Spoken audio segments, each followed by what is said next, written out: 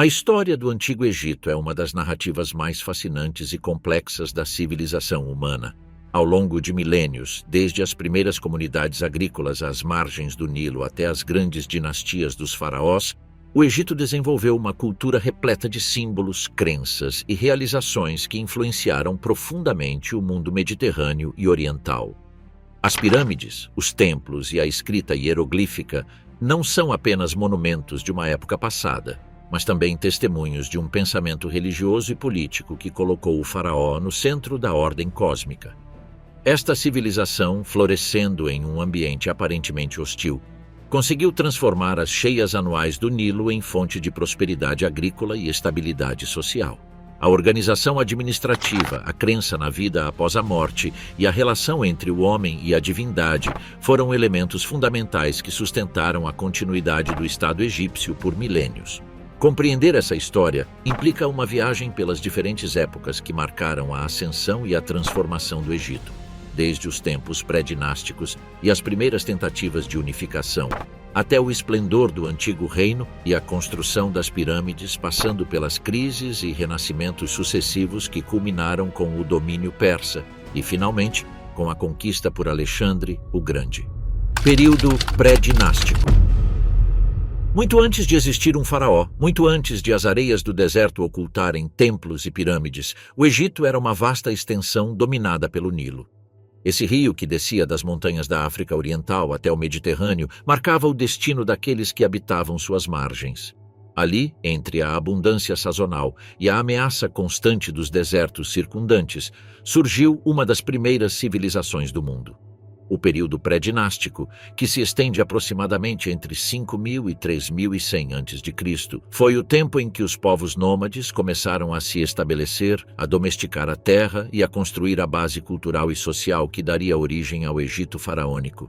Nos primórdios dessa época, pequenos grupos de caçadores-coletores percorriam as margens em busca de alimento. O Nilo oferecia pesca abundante, aves migratórias e zonas férteis após a cheia anual. Com o tempo, esses grupos descobriram que podiam cultivar cereais como trigo e cevada e que o linho lhes permitia confeccionar tecidos resistentes. A revolução agrícola foi lenta, mas constante. A vida deixou de depender unicamente da caça, e os assentamentos começaram a crescer em tamanho e complexidade. As primeiras aldeias permanentes surgiram em regiões como o Faium e o Alto Egito. Eram comunidades de cabanas circulares feitas de barro e canas, organizadas em torno de celeiros onde se armazenavam os excedentes. Essa transformação econômica permitiu a especialização. Alguns se dedicavam à agricultura, outros à cerâmica, à tecelagem ou ao trabalho em pedra.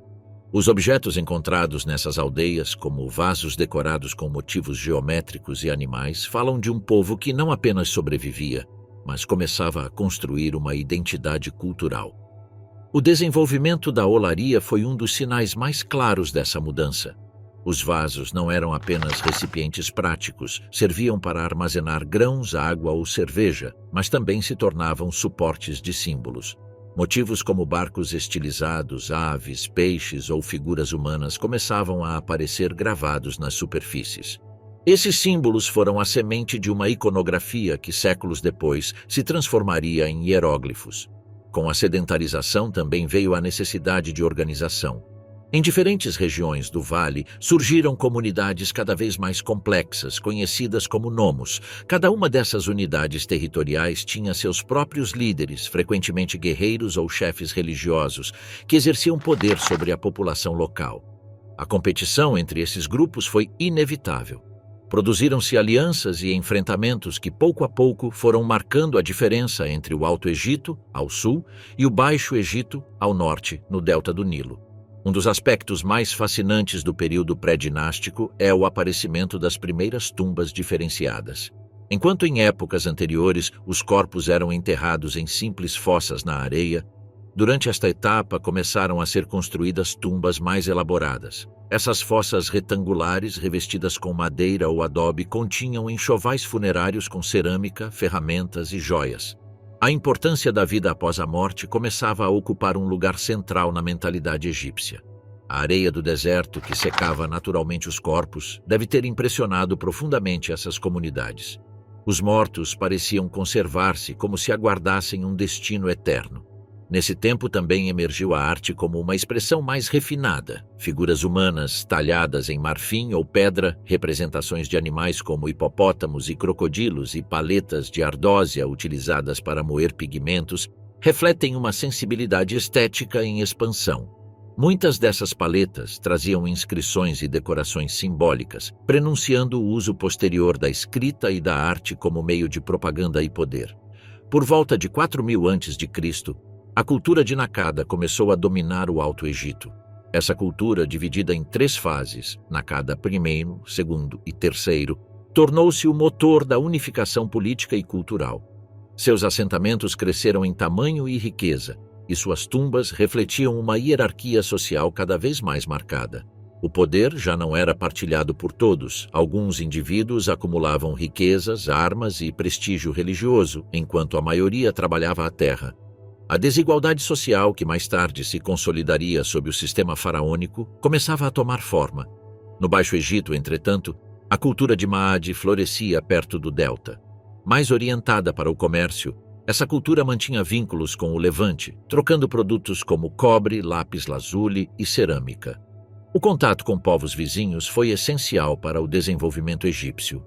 Através dessas rotas, chegaram materiais exóticos e conhecimentos técnicos que enriqueceram a vida cotidiana e a estrutura social. A tensão entre o Alto e o Baixo Egito foi se intensificando. O Vale Estreito do Sul, com sua estrutura hierárquica em Nakada, tendia à centralização do poder, enquanto o Norte, mais disperso e aberto ao comércio, apresentava um modelo diferente. Essa divisão geográfica e cultural não era apenas territorial, mas também simbólica. O lótus tornou-se o emblema do Alto Egito, enquanto o papiro representava o Baixo Egito. Essas imagens opostas e complementares pressagiavam o mito da unificação futura sob um único rei. Nas últimas fases do período pré-dinástico, por volta de 3200 a.C., surgem provas inequívocas de um poder centralizado no Alto Egito. A figura do rei escorpião, conhecida através da célebre cabeça de massa do rei escorpião, mostra um governante com atributos de mando e com a capacidade de organizar trabalhos coletivos. Pouco depois, Narmer, outro rei do Alto Egito, deu o passo definitivo. Unificou o Norte e o Sul, criando o que é considerado o primeiro estado territorial da história. A paleta de Narmer, um dos objetos mais célebres da arte egípcia, representa simbolicamente essa vitória. De um lado, o rei usa a coroa branca do Sul, do outro, a coroa vermelha do Norte. A dualidade havia sido vencida e um único reino havia nascido. Período dinástico inicial. Com a unificação do Egito sob Narmer, por volta de 3100 a.C., inicia-se uma nova etapa na história do Vale do Nilo. O chamado período dinástico inicial, que abrange a primeira e a segunda dinastias, representa o momento em que o Estado egípcio tomou forma definitiva, consolidando estruturas políticas, religiosas e administrativas que perdurariam durante séculos. Foi um tempo de experimentação, de definição de símbolos e de afirmação do poder real como princípio divino. A figura do faraó tornou-se o eixo da sociedade. Já não era um simples chefe militar ou líder local, mas um monarca absoluto que encarnava a unidade das duas terras, o Alto e o Baixo Egito. A iconografia real deste período mostra o soberano portando alternadamente as duas coroas, a branca do Sul e a vermelha do Norte, como sinal de domínio sobre ambos os reinos. Essa dupla soberania foi integrada no conceito de Nesubite, o título real que o identificava como Rei do Junco e da Abelha, emblemas das duas regiões. A capital foi estabelecida em Tinis, no Alto Egito, embora a necrópole real estivesse em Abidos. Nesse local sagrado ergueram-se as primeiras mastabas monumentais, túmulos retangulares de tijolo cru com câmaras subterrâneas que serviam de morada eterna para os reis.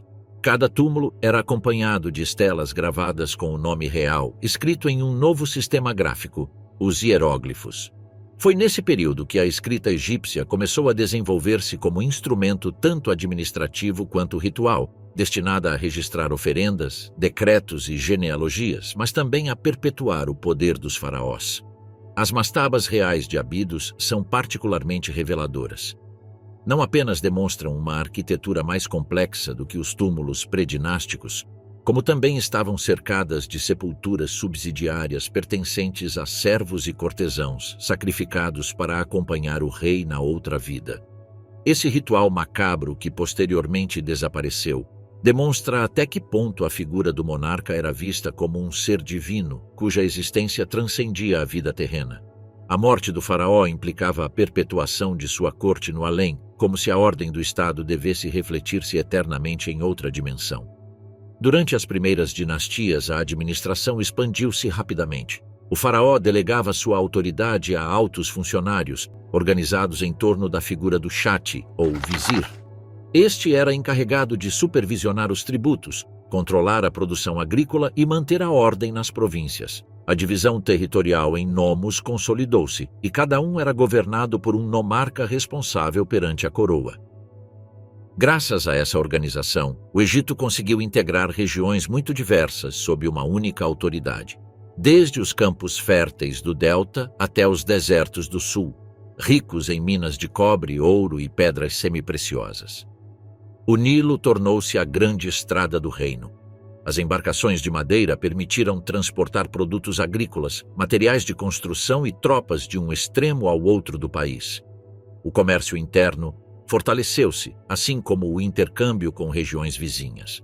Da Núbia chegavam ouro e ébano, do Sinai, cobre e turquesa, do Levante, óleos e madeira de cedro. Essas redes de troca asseguraram a prosperidade e fomentaram o crescimento das cidades. A religião também adquiriu um caráter mais formal. Os templos, ainda modestos em comparação com épocas posteriores, começaram a consolidar-se como centros de culto e administração econômica. O faraó era visto como intermediário entre os deuses e os homens, e sua legitimidade expressava-se por meio de cerimônias rituais. O culto a Horus, o deus falcão, associou-se estreitamente à figura do rei, que passou a ser considerado sua encarnação na terra. A morte do soberano, este era identificado com Osíris, senhor do além, em um ciclo eterno que assegurava a continuidade da monarquia. Uma das conquistas fundamentais do período dinástico inicial foi a padronização da escrita e do calendário. Os hieróglifos evoluíram de símbolos pictográficos para um sistema mais complexo, capaz de expressar sons e conceitos. Esse instrumento não servia apenas para inscrições monumentais, mas também para documentos administrativos escritos em ostraca ou papiro. Ao mesmo tempo, os egípcios fixaram um calendário solar de 365 dias, baseado na observação da estrela Sírio e no ciclo anual das cheias do Nilo. Esse calendário tornou-se a base da vida agrícola, religiosa e política durante milênios. As expedições militares foram outro aspecto notável dessas primeiras dinastias.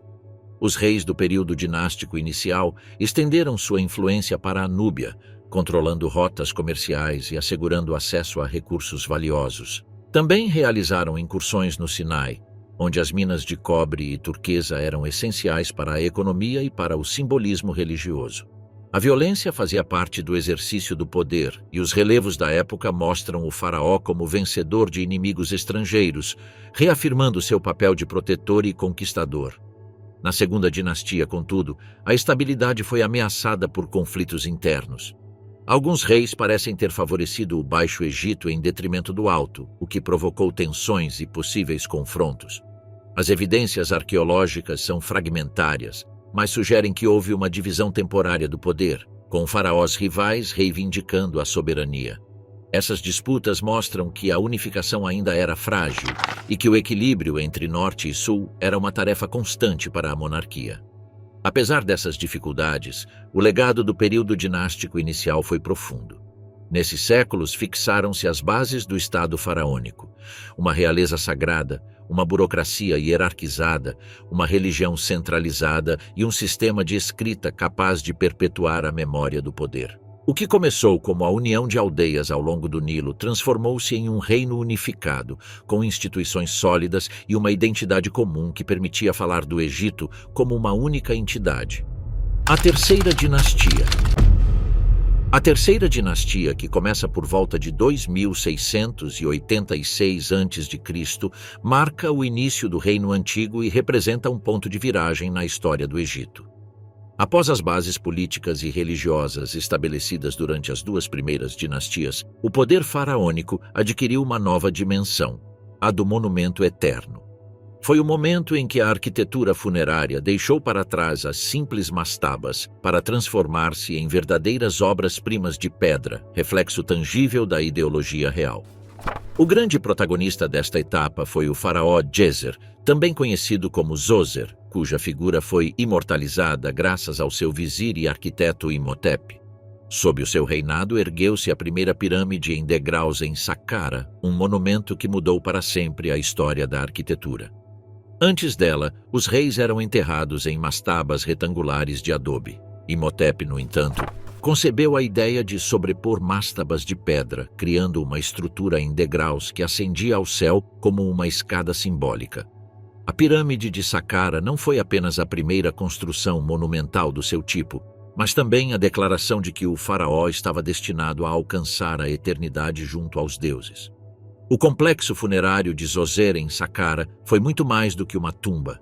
Rodeado por um muro perimetral de pedra com falsas portas, incluía templos, pátios cerimoniais e galerias subterrâneas que somavam quilômetros de passagens. Ali celebravam-se rituais ligados à renovação do poder real, como a cerimônia Heb-Sed, que reafirmava a vitalidade do faraó para governar. Cada elemento arquitetônico tinha um valor simbólico. As colunas que imitavam feixes de papiro, os recintos que evocavam templos ancestrais, os pátios destinados a procissões.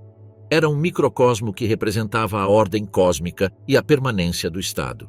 O impacto desta construção foi enorme. Pela primeira vez, a pedra substituiu o adobe como material principal na arquitetura funerária, dando início a uma tradição que culminaria nas pirâmides de Gizé. A decisão de Imhotep de trabalhar a pedra calcária em blocos regulares inaugurou uma nova era tecnológica. Os egípcios demonstraram que podiam dominar a matéria e o espaço em grande escala, organizando exércitos de trabalhadores, artesãos e arquitetos a serviço do faraó. A obra de Saqqara foi em si mesma um manifesto político. Mostrava ao povo e aos deuses que o rei era eterno. O prestígio de Imhotep foi tão grande que, séculos mais tarde, ele seria divinizado como patrono dos escribas e da medicina. O seu nome sobreviveu ao tempo, algo incomum num contexto em que apenas os faraós costumavam ser lembrados. Isso sugere que o seu papel como inovador foi reconhecido mesmo por gerações posteriores, tornando-o uma das figuras mais singulares da história egípcia. A terceira dinastia não se limitou a Zoser. Após ele reinaram outros faraós, como Sekhemkhet e Sanasht, embora os seus monumentos tenham chegado em pior estado. Sekhemkhet tentou construir outra pirâmide em degraus em Saqqara, mas a sua morte prematura deixou a obra inacabada. O esqueleto dessa pirâmide inacabada recorda a fragilidade dos projetos reais diante da brevidade da vida. Sanasht, por sua vez, aparece em algumas listas reais e objetos arqueológicos, mas a sua figura permanece envolta em sombras. O que está claro é que este período consolidou a ideia de que a tumba do faraó devia ser um projeto estatal de grande envergadura, capaz de mobilizar recursos e simbolizar a divindade real. As mastabas da elite que rodeavam os complexos reais também cresceram em tamanho e sofisticação, refletindo a hierarquia de uma corte que se expandia junto ao poder monárquico. Politicamente, a terceira dinastia manteve a unidade do país, controlando as províncias e garantindo a redistribuição dos recursos. O Nilo continuava a ser a fonte de riqueza e as colheitas alimentavam não apenas a população, mas também os milhares de trabalhadores envolvidos nas obras monumentais. A organização social atingiu um novo grau de especialização. Arquitetos, escribas, escultores e canteiros integravam-se num sistema ao serviço da ideologia faraônica. A religião acompanhou essa transformação. O faraó, identificado com Horus em vida e com Osíris após a morte, tornou-se o eixo cósmico que garantia o Ma'at, a ordem universal. Cada bloco de pedra colocado em Saqqara era, ao mesmo tempo, um ato de fé e um gesto de poder. A monumentalidade arquitetônica refletia a convicção de que o rei não era um homem comum, mas um ser destinado a guiar o seu povo para além da vida. O Reino Antigo e a construção das pirâmides. O Reino Antigo começa por volta de 2686 a.C. com a quarta dinastia, após os experimentos arquitetônicos da terceira dinastia. A imagem do Egito, neste período, foi marcada por uma mudança decisiva. O faraó deixou de ser apenas um monarca terreno para tornar-se a encarnação da ordem cósmica, o garante do Maat. Essa visão exigia manifestações materiais à altura de seu poder divino. A construção monumental tornou-se a ferramenta mais poderosa para projetar essa ideologia, e a pedra, símbolo de eternidade, passou a ser o material privilegiado para expressá-la. Snefru, primeiro faraó da quarta dinastia, foi a figura-chave dessa transformação. Seu reinado, que durou várias décadas, inaugurou uma etapa de inovação arquitetônica e expansão política. A lembrança da pirâmide em degraus de Djoser ainda pesava como marco, mas Snefru quis superar esse modelo e chegar à forma definitiva, a pirâmide de faces lisas, símbolo perfeito de ascensão ao céu. Para alcançar esse ideal, iniciou uma série de projetos que hoje são considerados verdadeiros laboratórios de pedra, onde se experimentaram técnicas, proporções e materiais em uma escala sem precedentes. A primeira grande obra atribuída a Snefru foi a Pirâmide de Meidum, situada ao sul de Saqqara. Concebida inicialmente como uma pirâmide em degraus, foi transformada em uma pirâmide de faces lisas por meio do preenchimento dos degraus. No entanto, o projeto mostrou-se instável. Parte do revestimento desmoronou na antiguidade, deixando exposta a estrutura interna. Ainda assim, a pirâmide de Meidum revelou uma tentativa consciente de abandonar a forma escalonada e buscar a perfeição geométrica. Não satisfeito com o resultado, Snefru ordenou a construção de outra pirâmide em Dashur, hoje conhecida como a Pirâmide Curvada. Sua singularidade reside na mudança de inclinação de suas faces. Começa com um ângulo de 54 graus, íngreme demais para garantir estabilidade, e depois reduz-se a 43 graus, criando um perfil quebrado. Essa pirâmide é testemunho direto dos desafios técnicos enfrentados pelos arquitetos egípcios e da vontade do faraó de inovar. Embora imperfeita, permaneceu de pé e demonstrou que os construtores aprendiam com os erros.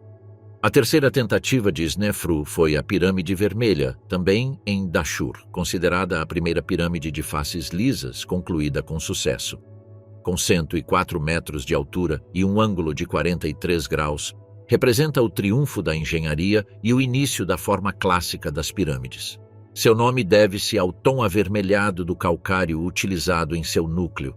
Nela já se observa um design padronizado, corredores descendentes, câmaras internas cuidadosamente alinhadas e um revestimento externo de calcário branco que brilhava sob a luz do sol. Essa pirâmide marcou a transição definitiva para a geometria perfeita que definiria as gerações seguintes. O reinado de Snefru não se limitou à arquitetura. Ele também foi um soberano militar e político. Empreendeu campanhas na Núbia, consolidando a fronteira sul e garantindo recursos como ouro, gado e escravos. Suas expedições à Líbia e ao Sinai lhe permitiram controlar rotas comerciais e acessar minas de cobre e turquesa. Esses recursos eram essenciais para sustentar as construções monumentais e manter a rede de intercâmbio que alimentava o Egito. A capacidade de mobilizar exércitos e trabalhadores ao mesmo tempo mostra a potência do aparato estatal sob seu governo. O aparato administrativo fortaleceu-se para sustentar esses projetos. A organização de dezenas de milhares de trabalhadores em Dashur e Meidum exigia uma hierarquia complexa de escribas, capatazes e arquitetos. A redistribuição de alimentos, água e ferramentas era planejada com uma precisão que revela um Estado centralizado e eficiente. A figura do vizir desempenhava um papel crucial na coordenação dessas atividades, enquanto os templos, transformados em centros econômicos, administravam a acumulação de excedentes. A religião acompanhava esse processo. Snefru apresentava-se como filho de Ra, o deus solar, e suas pirâmides estavam simbolicamente alinhadas ao horizonte, local do renascimento diário do Sol. Cada pirâmide estava ligada a um complexo funerário que incluía templos, calçadas processionais e altares, onde eram realizadas oferendas ao faraó divinizado. A arquitetura não era um simples sepulcro. Era um cenário ritual que assegurava a eternidade do rei e, por extensão, a estabilidade do cosmos. O impacto das inovações de Snefru foi imenso. Ele não apenas consolidou o modelo da pirâmide de faces lisas, mas também estabeleceu o padrão para a ideologia funerária da Quarta Dinastia. Seus sucessores, inspirados por essas conquistas, levaram a monumentalidade a uma escala ainda maior. A transição das mastabas de adobe para as pirâmides de calcário simboliza a ambição de um Estado que buscava a eternidade por meio da arquitetura. A figura de Snefru marca o início da Idade de Ouro do Reino Antigo. As suas pirâmides em Dashur são o laboratório de onde surgiriam as maravilhas de Gizé. A sua capacidade de inovar, mobilizar recursos e projetar um novo modelo de poder consolidou as bases da ideologia faraônica durante séculos. No seu reinado, a ideia de que o Egito podia erguer monumentos imortais tornou-se uma certeza, e com seus sucessores essa certeza atingiu o auge no Planalto de Gizé, onde Quéops, Quéfren e Miquerinos elevaram o horizonte de pedra mais famoso da história. A Grande Pirâmide de Gizé, construída por volta de 2560 a.C., foi a culminação da experimentação arquitetônica iniciada por Snefru. Com uma altura original de 146,6 metros e uma base quadrada de mais de 230 metros de lado, a pirâmide foi erguida com cerca de 2,3 milhões de blocos de calcário e granito, cada um pesando entre 2 e 3 toneladas em média, embora alguns chegassem a 70 toneladas. O volume total ultrapassava os 2,5 milhões de metros cúbicos, tornando-a a construção mais alta e massiva da humanidade durante quase 4 milênios. O local de Gizé não foi escolhido ao acaso. O Planalto Rochoso oferecia terreno sólido, visibilidade a quilômetros de distância e proximidade a Mênfis, além do acesso às pedreiras de Tura, de onde era extraído o calcário branco para o revestimento. Esse revestimento, polido com grande precisão, fazia com que a pirâmide brilhasse como um espelho sob o sol, projetando a luz de Ra e transformando o monumento numa verdadeira montanha de fogo durante o dia. O interior da Grande Pirâmide revela um planeamento inédito. Ao contrário das pirâmides anteriores, contém uma rede complexa de passagens e câmaras. A chamada Grande Galeria, um corredor ascendente com quase 50 metros de comprimento e mais de 8 metros de altura, conduz à Câmara do Rei, revestida com enormes blocos de granito trazidos de Assuão, a mais de 800 quilômetros ao sul. O teto da câmara é formado por vigas colossais de granito, cada uma pesando dezenas de toneladas, colocadas com uma precisão que ainda hoje impressiona. Acima, câmaras de descarga com blocos dispostos em diferentes direções distribuíam o peso, evitando que o teto colapsasse. Além da Câmara do Rei, a pirâmide contém a chamada Câmara da Rainha e um sistema de condutas interpretadas como passagens simbólicas para as estrelas. A orientação da pirâmide é extraordinária. As suas faces alinham-se quase perfeitamente com os pontos cardeais, com um erro de apenas frações de grau. A mão de obra que construiu este monumento foi motivo de debate durante séculos. A imagem transmitida por Heródoto, de milhares de escravos submetidos a trabalhos forçados, foi refutada por descobertas modernas. Em Gizé foram encontradas aldeias de trabalhadores com padarias, cervejarias e áreas de descanso, o que indica que as obras eram realizadas por camponeses recrutados temporariamente durante a cheia do Nilo, quando os campos não podiam ser cultivados, juntamente com artesãos especializados. Estes homens eram alimentados, alojados e até tratados medicamente, como mostram ossos cicatrizados encontrados no local. O trabalho nas pirâmides era um dever para o Estado, mas também uma forma de integração social, em que o povo participava diretamente no destino eterno do faraó. O sucessor de Snefru, Quéops, apresentou-se como soberano eterno, filho de Ra, e a sua pirâmide erguia-se não apenas como morada funerária, mas como representação física da ordem cósmica. Após Quéops, o seu filho Quéfren continuou a tradição erguendo a segunda grande pirâmide. Embora ligeiramente mais baixa, com 143 metros, foi construída num terreno mais elevado, o que lhe conferia imponência. A pirâmide conserva ainda parte do revestimento original de calcário branco no topo. Quéfren mandou também esculpir a Grande Esfinge, uma estátua colossal de mais de 70 metros de comprimento e 20 metros de altura, com corpo de leão e rosto humano, provavelmente o seu próprio. Virada para o nascente, a esfinge tornou-se guardiã eterna da necrópole. O complexo funerário de Khéphren incluía templos monumentais, calçadas processionais e estátuas colossais. No Templo do Vale foram encontradas estátuas de Diorito, que o mostram sentado com o deus falcão Horus atrás da sua cabeça, símbolo de proteção divina. A arte atingiu neste período um nível de perfeição sem precedentes. O terceiro grande construtor de Gizé foi Miquerinos. A sua pirâmide, com apenas 65 metros de altura, era parcialmente revestida com granito vermelho de Assuão.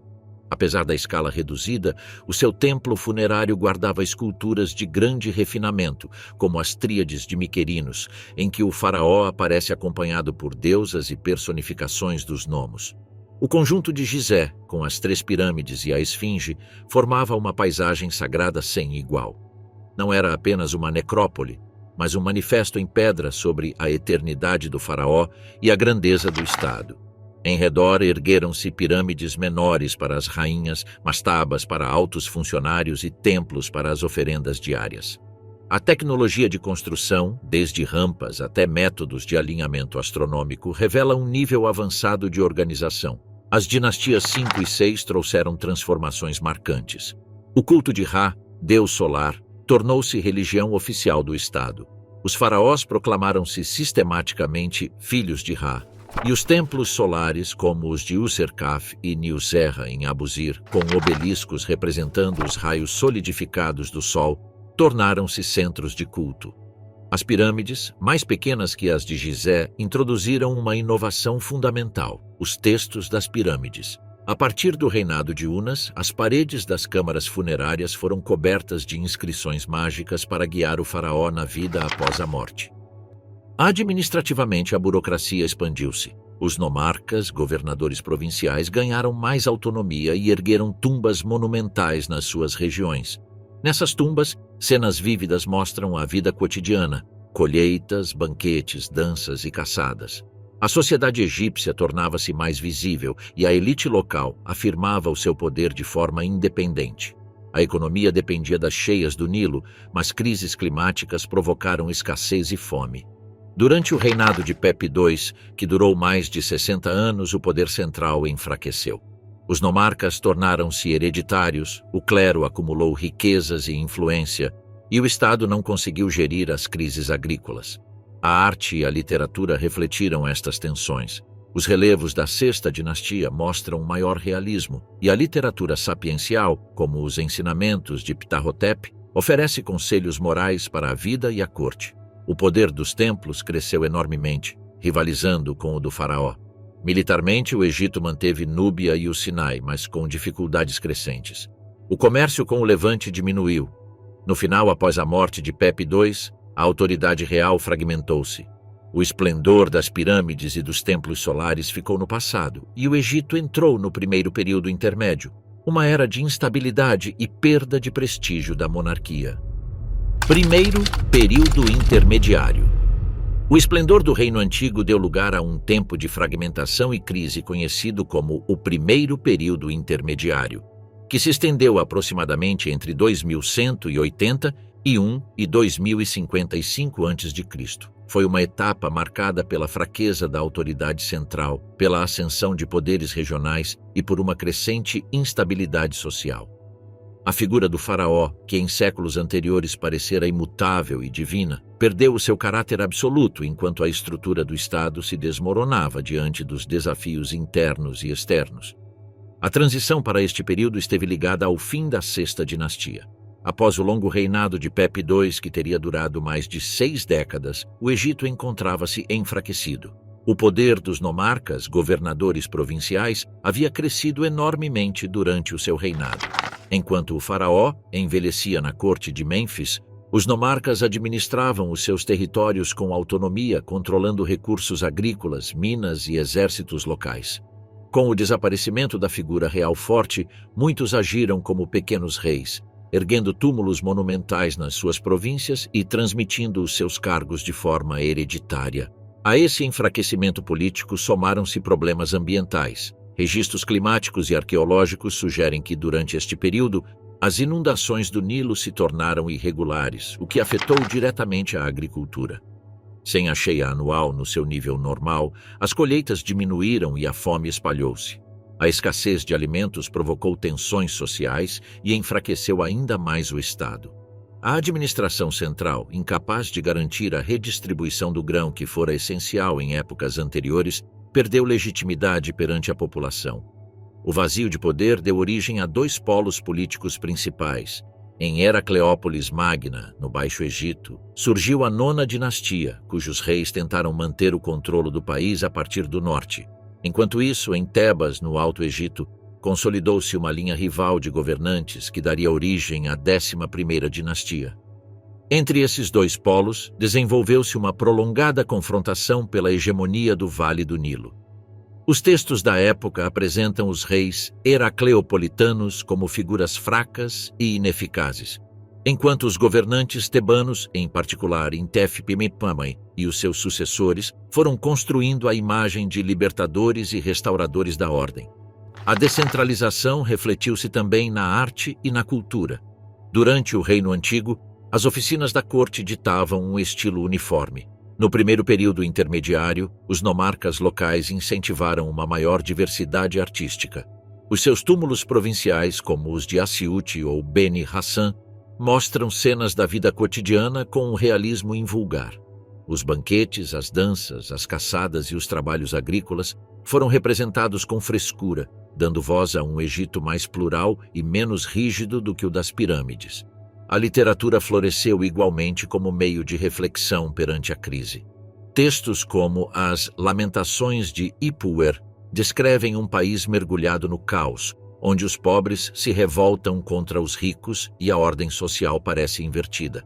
Embora o seu valor histórico seja debatido, estas composições refletem a angústia coletiva de uma sociedade que vira ruir o modelo político e religioso em que se sustentara durante séculos. Ao mesmo tempo, outros textos como as Instruções de Mericari, redigidos no âmbito heracleopolitano, procuravam oferecer conselhos práticos de governo aos reis, enfatizando a justiça e a responsabilidade perante os súbditos. O contraste entre Heracleópolis e Tebas marcou o desenvolvimento do período. No norte, os reis heracleopolitanos governavam com limitações, enfrentando rebeliões locais e dificuldades em controlar o delta. No sul, os Intef consolidavam o seu poder através de campanhas militares para o norte e de uma política de afirmação cultural. Nos seus túmulos, encontram-se inscrições que proclamam o seu domínio sobre vastos territórios e o seu papel como garantes do Maat, a ordem cósmica, numa época em que esse equilíbrio parecia quebrado. A guerra civil entre estas duas potências rivais prolongou-se por gerações. Finalmente, os tebanos conseguiram impor-se. Sob Mentuhotep II, por volta de 2055 a.C., Tebas unificou o país e pôs fim ao primeiro período intermediário. O seu reinado marcou o início do Reino Médio, uma nova etapa de estabilidade e esplendor, mas as marcas da crise permaneceram na memória egípcia como advertência dos perigos da fragmentação e da fraqueza real. Segundo período intermediário. O segundo período intermediário, que se estendeu aproximadamente entre 1782 e 1550 a.C., foi uma das épocas mais turbulentas da história do Egito. Após a prosperidade inicial do Reino Médio, a autoridade central começou a fragmentar-se, dando origem a múltiplos centros de poder. A fraqueza interna abriu as portas à penetração de povos estrangeiros que acabaram por se estabelecer no Vale do Nilo, mudando para sempre a política egípcia.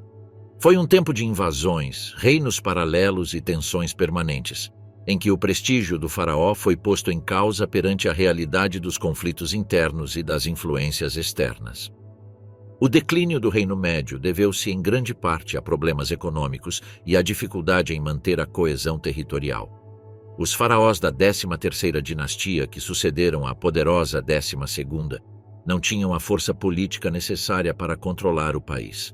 Os seus reinados foram breves e fragmentados, com monarcas que se sucediam rapidamente e mal conseguiam consolidar a sua autoridade para além de Mênfis.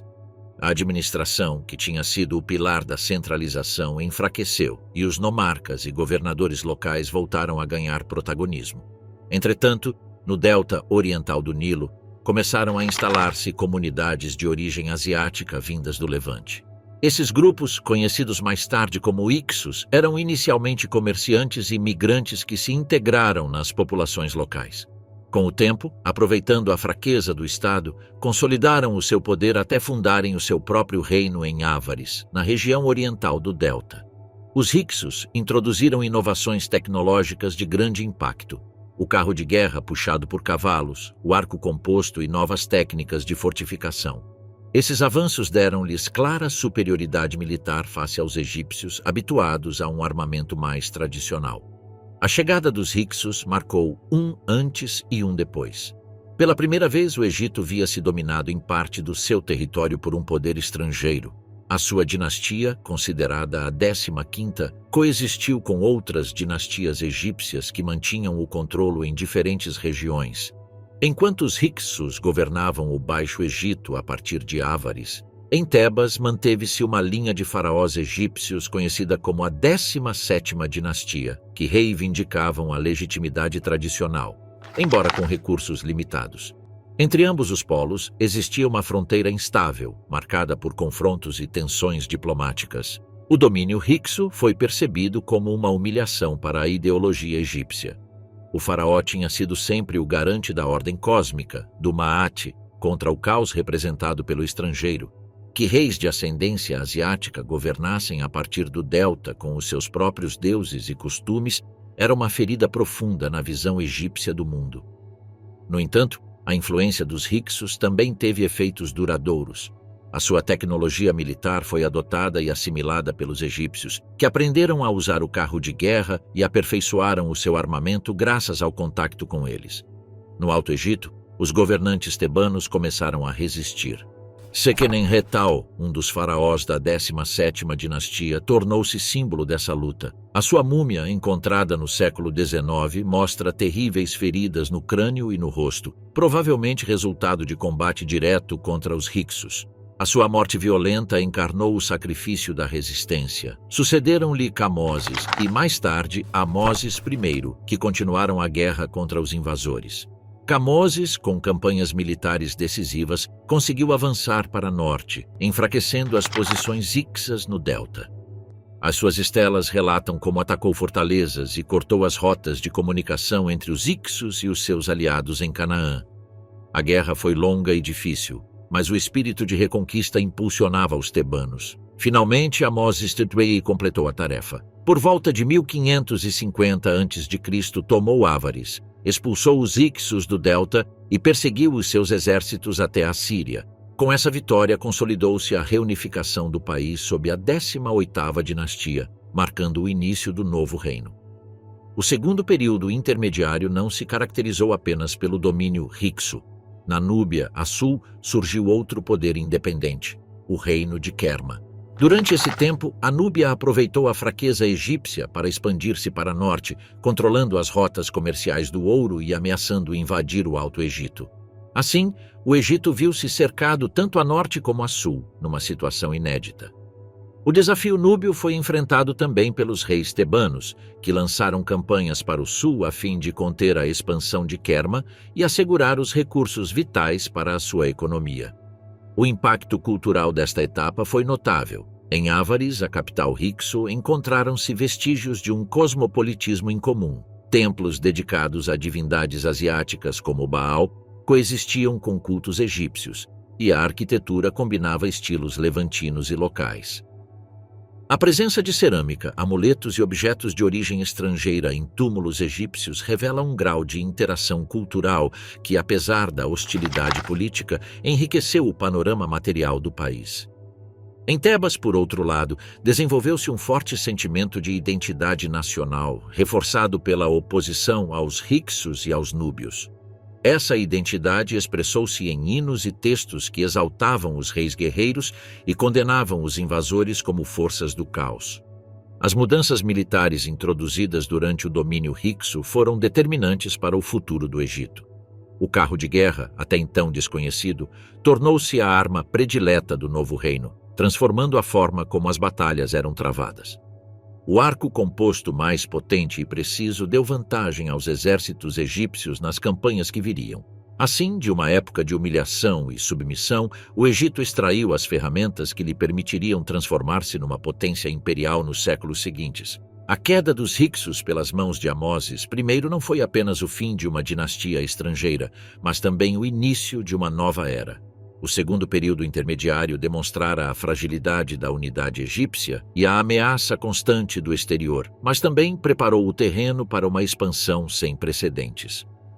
Com a reunificação, os faraós do novo reino herdariam não só um país restaurado, mas também um conjunto de inovações que transformariam o Egito num império capaz de expandir a sua influência para além das fronteiras tradicionais. Novo Reino. O Novo Reino, que se desenvolveu entre 1550 e 1069 a.C., foi a época de maior esplendor e expansão do Antigo Egito.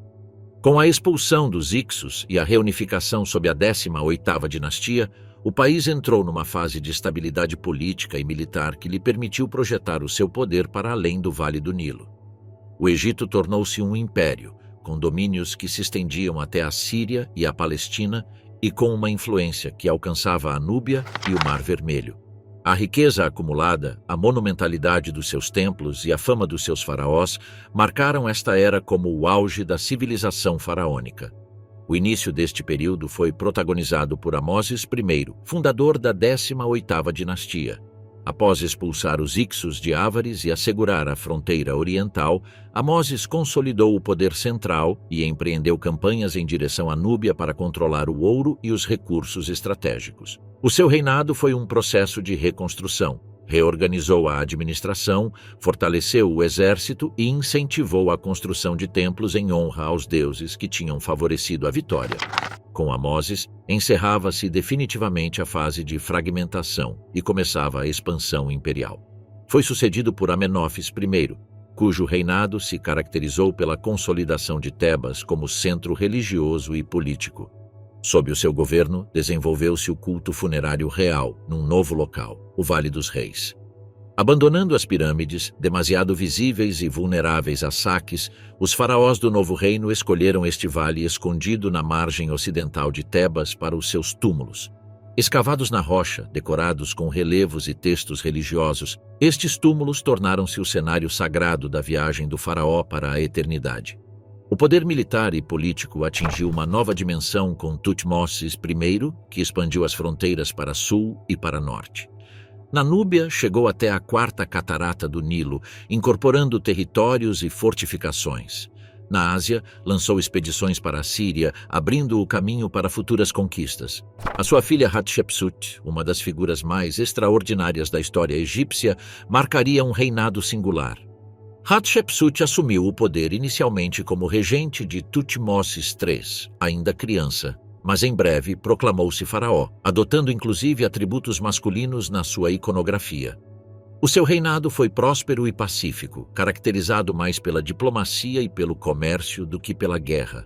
O episódio mais célebre do seu governo foi a expedição ao país de Punt, um território provavelmente situado no Corno de África, com o qual o Egito comercializava incenso, mirra, ébano e animais exóticos.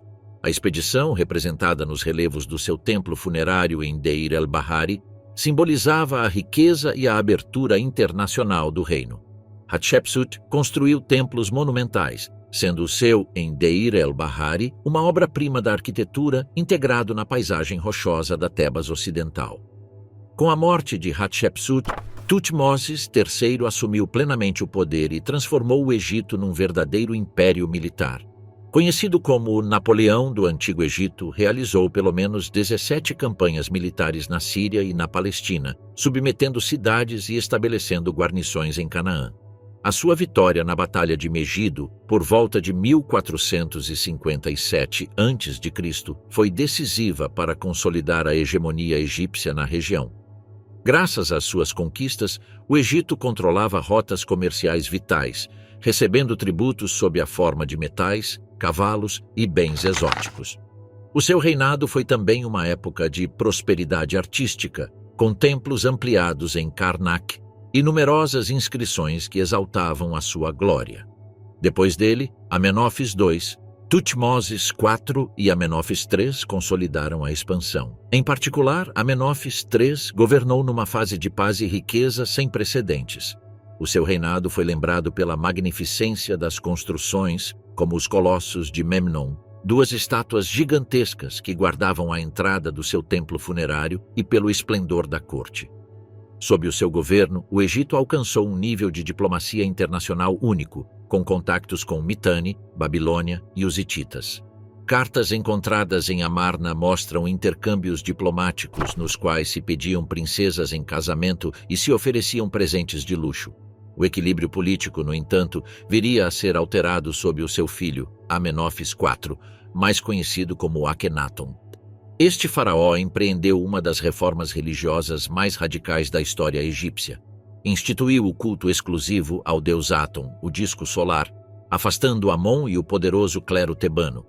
Transferiu a capital para uma nova cidade, Akhetaton, a atual Amarna, e promoveu uma arte revolucionária, caracterizada por um realismo incomum e representações íntimas da família real. O período amarniano rompeu com séculos de tradição, enfraquecendo a estrutura religiosa e política do Estado. A reforma de Akhenaton foi efêmera, mas as suas consequências foram profundas. Após a sua morte, o poder do clero de Amon foi restaurado. O seu filho Tutankhamon, que subiu ao trono ainda criança, devolveu a capital a Tebas e reinstaurou o culto aos deuses tradicionais. Embora o seu reinado tenha sido breve e pouco relevante no plano político, o túmulo intacto de Tutankhamon, descoberto em 1922 por Howard Carter, transformou este jovem faraó no mais famoso de todos os reis egípcios. Os seus tesouros, máscaras e sarcófagos revelaram ao mundo moderno a riqueza material e simbólica do novo reino. Após Tutankhamon, Horemheb, general do exército, assumiu o poder, restaurando a ordem após o caos amarniano. Com ele encerrou-se a 18ª dinastia e abriu-se o caminho para a 19ª, cujo fundador, Ramsés I, foi sucedido por Seti I. Este faraó realizou campanhas militares bem-sucedidas na Síria e consolidou o controle sobre Canaã, além de iniciar grandes projetos de construção. O verdadeiro colosso desta dinastia foi Ramsés II, conhecido como Ramsés o Grande. O seu reinado de mais de 6 décadas foi um dos mais brilhantes da história do Egito. Militar ambicioso, enfrentou o Império Hitita na famosa Batalha de Kadesh, por volta de 1274 a.C. Embora a batalha tenha terminado em empate, Ramsés II apresentou-a como uma grande vitória, inscrevendo cenas do seu heroísmo em templos por todo o Egito. O Tratado de Paz posterior com os hititas, considerado um dos primeiros documentos diplomáticos da história, consolidou uma aliança duradoura entre as duas potências. Ramsés II deixou um legado monumental incomparável. Mandou erguer templos colossais, como o Ramessê I em Tebas e os templos escavados na rocha de Abu Simbel, na Núbia. Estas construções, alinhadas com o Sol em datas específicas, refletiam a união entre astronomia, religião e poder político. As suas estátuas colossais, de traços idealizados, projetavam a imagem de um faraó sobre-humano. A população venerava-o como um semideus em vida e, após a sua morte, foi recordado como o arquétipo do monarca egípcio. A 19ª dinastia, após Ramsés II, viveu altos e baixos. Os seus sucessores enfrentaram tensões internas e o desgaste do poder. Com o tempo, o país entrou na 20ª dinastia, cujo faraó mais célebre foi Ramsés III. Durante o seu reinado, o Egito foi ameaçado pelos chamados povos do mar, invasores provenientes do Mediterrâneo que atacaram o delta e as costas. Ramsés III conseguiu defender o país com sucesso, em batalhas representadas nos relevos de Medinet Habu, um dos templos mais bem preservados do período. A sua vitória assegurou a sobrevivência do Egito como potência, embora a um alto custo econômico. O reinado de Ramsés III, no entanto, marcou o início de uma lenta decadência. Conspirações na corte, problemas econômicos e greves de trabalhadores em Deir el-Medina mostram um estado cada vez mais enfraquecido. Embora o Egito mantivesse o seu prestígio, a sua capacidade de expansão foi reduzida, e o poder dos sacerdotes de Amon em Tebas fortaleceu-se em detrimento da monarquia. A figura do faraó, ainda venerada, começava a perder o brilho que alcançara sob os grandes soberanos do passado. O novo reino transformara o Egito numa superpotência do mundo antigo. Os seus faraós eram temidos e respeitados, os seus templos rivalizavam em grandeza com os da Mesopotâmia e os seus exércitos dominavam desde a Núbia até a Síria. Foi a época em que a arte, a arquitetura, a religião e a diplomacia egípcia atingiram a sua máxima expressão. Os vales de Tebas encheram-se de templos colossais, os túmulos do Vale dos Reis brilhavam com inscrições mágicas e o nome de faraós como Hatshepsut, Tutmoses III ou Ramsés II ficou gravado na memória da humanidade. Terceiro, período intermediário. O terceiro período intermediário, que se estendeu aproximadamente entre 1069 e 664 a.C., foi uma etapa de fragmentação política e tensões regionais que sucedeu ao esplendor do novo reino. O Egito, enfraquecido pelas longas guerras, pelas pressões externas e pelo crescente poder do clero tebano, encontrou-se dividido em múltiplos centros de poder.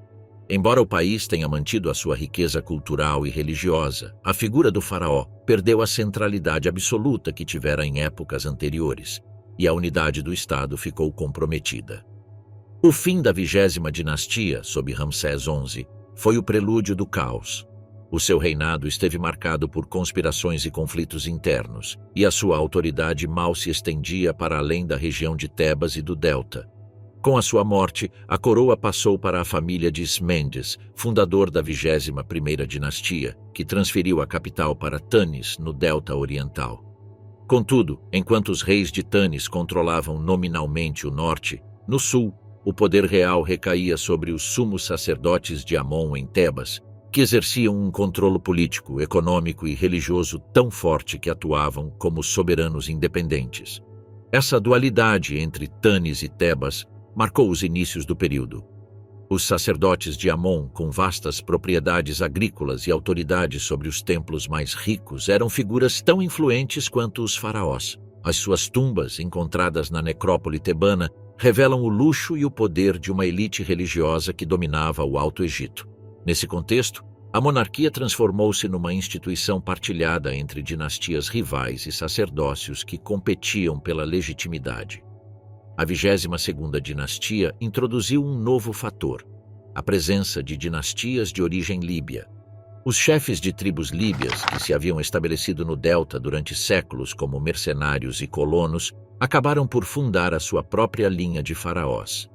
Sheshonq I, conhecido na Bíblia como Sisaque, foi o mais célebre deles.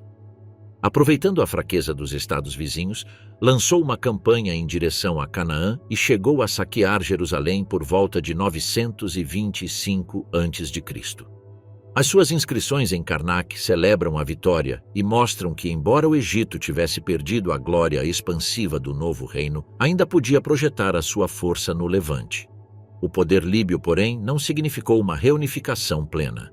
A estrutura tribal dos seus clãs refletiu-se numa fragmentação política. Diferentes ramos da família real governavam simultaneamente em diversas regiões, e os nomarcas locais recuperaram protagonismo.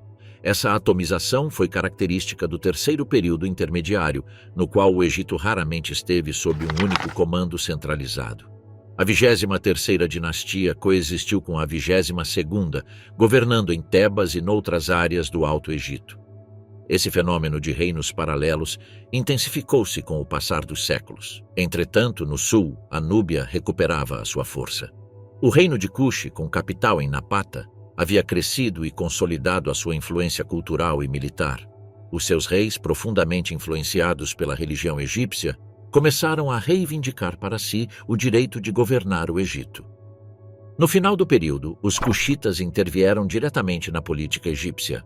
Pie, rei de Cuxi, empreendeu uma campanha militar em direção ao norte e conseguiu impor-se sobre os príncipes líbios do Delta, proclamando-se faraó e fundando a 25ª dinastia.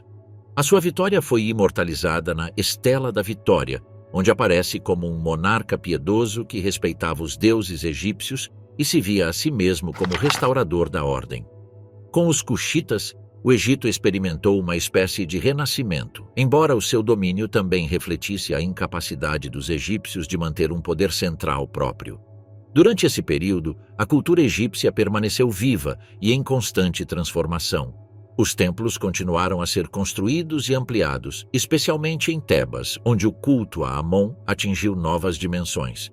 A iconografia religiosa manteve-se, mas diversificou-se com influências estrangeiras que refletiam o contacto com líbios, núbios e asiáticos. A arte funerária continuou a desenvolver-se, embora com estilos mais regionais e menos uniformes do que nas épocas de centralização. Em paralelo, o poder estrangeiro fazia-se sentir cada vez mais. A Assíria, que havia crescido como potência na Mesopotâmia, estendeu a sua influência até a Síria e a Palestina, aproximando-se perigosamente das fronteiras egípcias. Embora em algumas ocasiões o Egito tivesse tentado desempenhar um papel diplomático ou militar na região, a sua divisão interna tornava-o vulnerável. Os assírios observavam atentamente e a sua expansão acabaria por ameaçar diretamente o Vale do Nilo. Período tardio. O período tardio, compreendido entre 664 e 332 a.C., foi um tempo de contrastes. Por um lado, a restauração do orgulho egípcio sob reis nacionais que tentaram reviver a glória passada. Por outro, a constante pressão de potências estrangeiras que acabaram por impor o seu domínio. O Egito, após séculos de fragmentação, voltou a ser um estado forte em aparência, mas a sua independência esteve sempre ameaçada pelo poder crescente da Assíria, da Pérsia e, finalmente, da Grécia. O Renascimento começou com a 26ª dinastia, também conhecida como Dinastia Saíta, devido à sua capital em Sais, no Delta Ocidental. Psamético I, o seu fundador, conseguiu unificar novamente o país após a retirada assíria, graças ao apoio de mercenários gregos e carianos, que reforçaram o seu exército. O seu reinado inaugurou uma época de estabilidade política e prosperidade econômica. O comércio floresceu no Mediterrâneo, com portos egípcios que recebiam embarcações da Grécia e da Fenícia, e os templos foram restaurados num estilo arcaizante que procurava imitar as formas do Reino Antigo e do Novo Reino. Este retorno à tradição foi uma característica distintiva do período tardio. Os reis saítas promoveram uma arte que recuperava as proporções e a iconografia clássica das épocas passadas, como se o prestígio da antiguidade pudesse reforçar a sua legitimidade. Foram reconstruídos templos em Mênfis e Tebas, e iniciaram-se projetos em Sais que rivalizavam com os do passado. A escrita hieroglífica alcançou um refinamento extremo e os textos religiosos foram compilados e reorganizados, preservando tradições ancestrais. No entanto, a independência egípcia era frágil.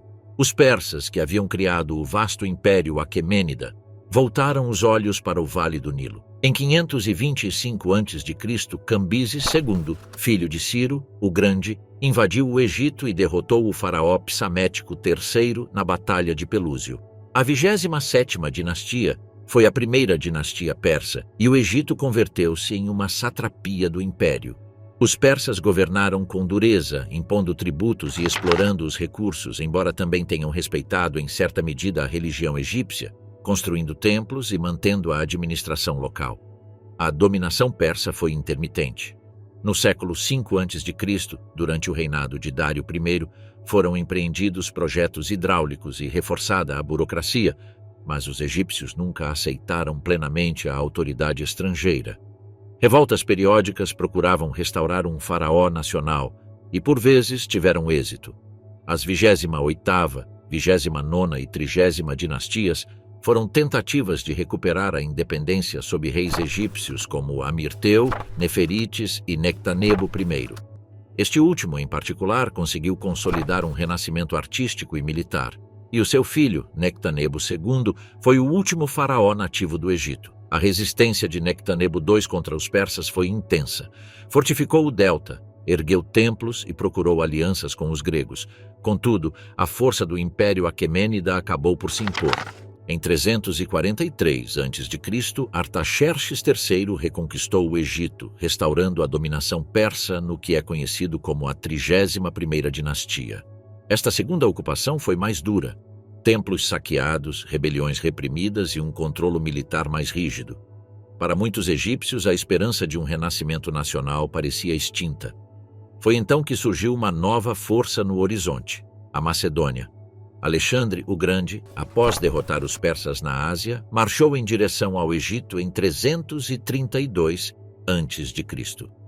A sua chegada foi vista quase como uma libertação. Os persas retiraram-se sem oferecer grande resistência, e os egípcios receberam Alexandre como um salvador. Em Mênfis foi coroado faraó e, na sua visita ao oráculo de Amon, no oásis de Siwa, foi proclamado filho de Amon, um título que o integrava na tradição faraônica. A estada de Alexandre no Egito foi breve, mas significativa.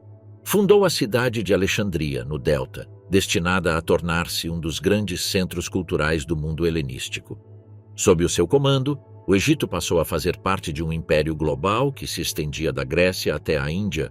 Embora os faraós egípcios desaparecessem como dinastia nativa, o país entrava numa nova etapa em que a sua cultura milenar se fundiria com o mundo grego, dando origem a um legado que sobreviveria sob os Ptolemeus e mais tarde sob Roma.